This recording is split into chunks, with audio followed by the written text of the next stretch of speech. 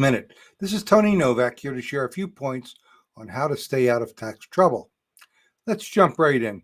Today's topic is diving deeper between self-prepared and paid preparer.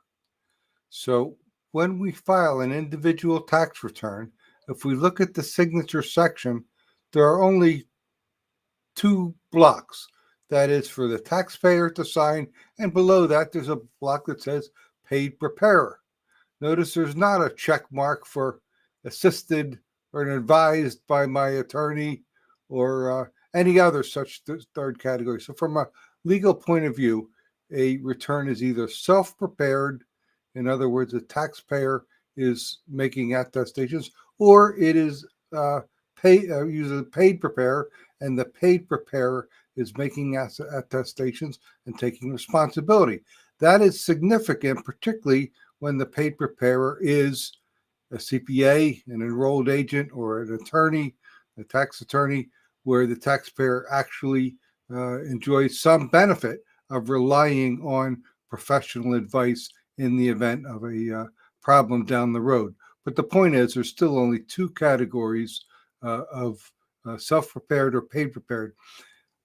About a week ago, or I guess coming up on 2 weeks ago, perhaps, I published a short blog post which broke those categories down. And apparently there's not been much published on this topic.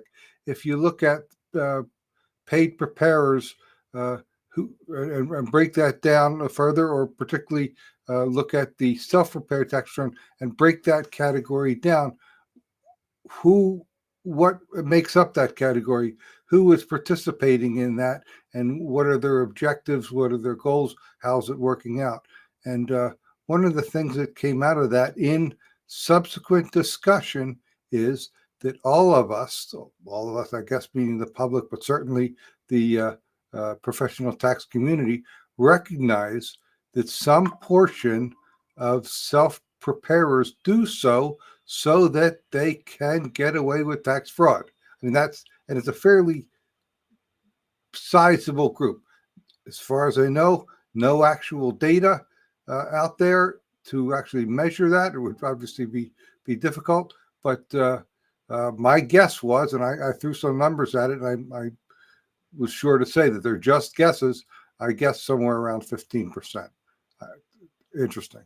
Also, notice that of that category of self-prepared returns, there's some small portion which absolutely should not be preparing their own return.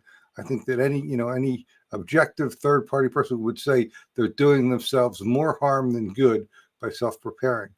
Flipping over to the paid preparer side, there are some portion of people who have worse outcomes because they use a paid preparer than if they were to simply do it themselves and bumble through it.